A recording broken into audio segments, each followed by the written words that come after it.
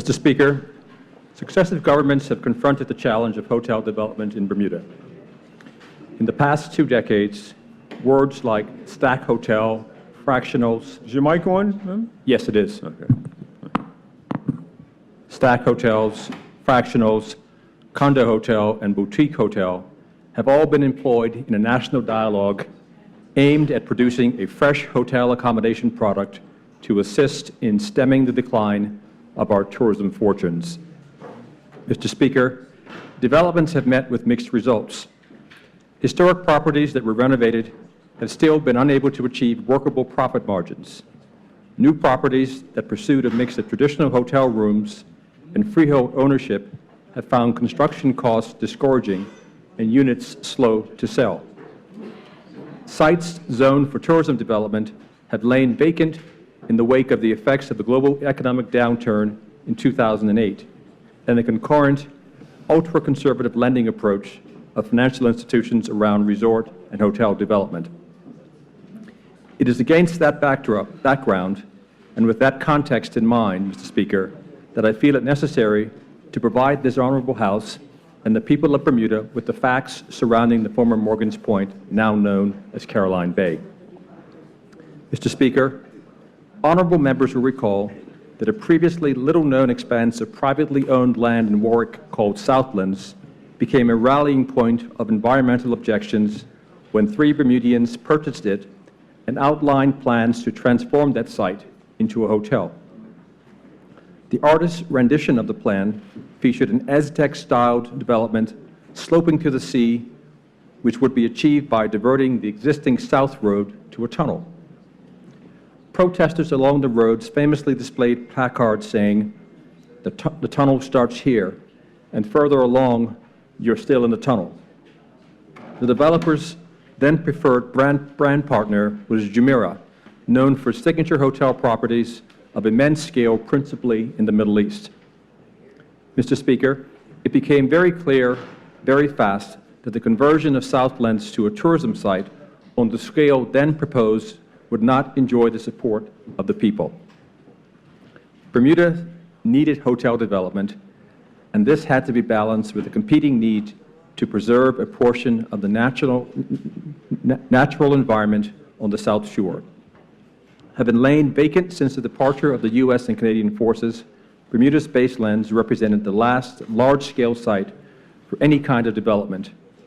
At approximately 180 acres, the land mass was a mix of stunning views, dilapidated buildings, and hidden toxic waste. Any development on the site would require remediation to a standard commensurate with its intended uses.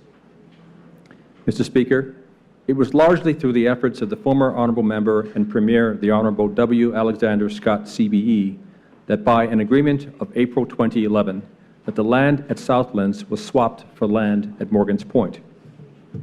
That agreement set out the terms and conditions of the swap and was discussed in this Honourable House as part of an act of the Legislature to enshrine the permissions and rights over the land to the benefit of the developers. Mr. Speaker, it is important to note that in the 2011 agreement, the scope of the proposed development at Morgan's Point included an 80-room boutique hotel with 313 additional residences and a 325-room luxury hotel with 337 additional residences.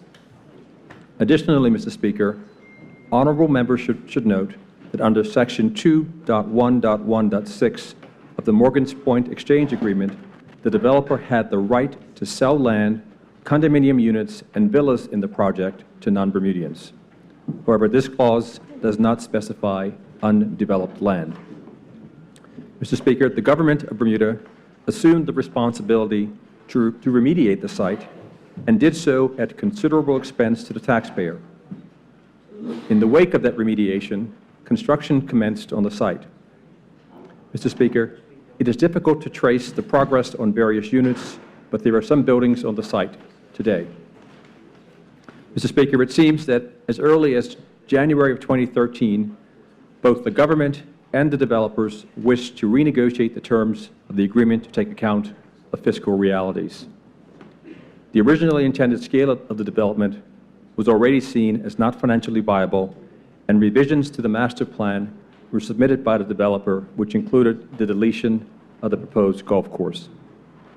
Mr. Speaker, the 2011 Act was repealed and replaced by the Morgan's Point Resort Act 2014, which gave, among other things, in-principle planning permission for much of the work required at the site, as well as subdivision permission and various hotel concessions. By July 2014, the then government announced that the remediation of 2 parcels of land at the site had been completed and would then be handed over to the developers. In spite of privately expressed misgivings about the scale of the project and its financial viability, Phase 1 was announced at that time. Was still said to consist of a boutique hotel of 235 units. In November 2014, Mr. Speaker, reinsurance company Arch Capital Group Limited provided lead financing in support of the first phase of construction on the project with an initial tranche of $5 million. By 2016, Arch had been joined by Axis Capital Holdings Limited and Validus Reinsurance Limited for a total of $25 million in financing in respect of the Morgan's Point development. Mr. Speaker, further to a letter of comfort provided to Morgan's Point Limited, in September 2013, the then Minister of Finance advised this Honorable House in December of 2014 that the Government of Bermuda had provided a guarantee to Arch Reinsurance Limited on behalf of Morgan's Point to provide credit support for the $5 million loan. The then Minister stated, and I quote, "This loan is for the purpose of meeting reasonable expenses incurred by Morgan's Point Limited in connection with the first phase of the project, including expenses related to architecture, design, construction engineering, and professional advice and services. The government has guaranteed the full and prompt payment of the principal and interest on the loan," end quote. Mr. Speaker, it is important for honorable members to note that as at 2014, this was apparently the only financing that had been secured in support of these purposes. In fact, the then Minister of Finance alludes to this later in the same statement to this Honorable House when he said, and I quote, "I am confident that if satisfactory financing is obtained, this development will turn a brownfield site into a stunning resort," end quote. Mr. Speaker, it was in response to questions on the floor of this Honorable House that the people of Bermuda first became aware of the intention of the development at Morgan's Point to be a Ritz-Carlton Reserve branded property. In March 2016, the principals of Morgan's Point announced that they had secured the financing for the first phase of the development through the support of the 3 reinsurance companies to which I referred earlier. One of the developers termed this lending as, and I quote, "a huge shot in the arm for our project," end quote, and he declared the developers, unquote, "overjoyed that these icons of industry in Bermuda are so supportive of our vision for the next level of international tourism development for our island," end quote.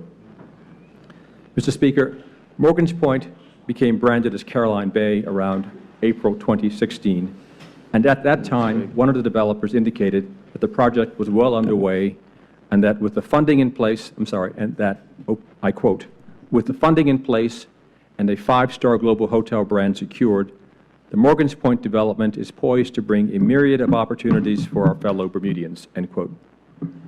By November of 2016, it had been announced that construction had commenced on the Caroline Bay Marina with a view to having it open and operational in time for the America's Cup the following year.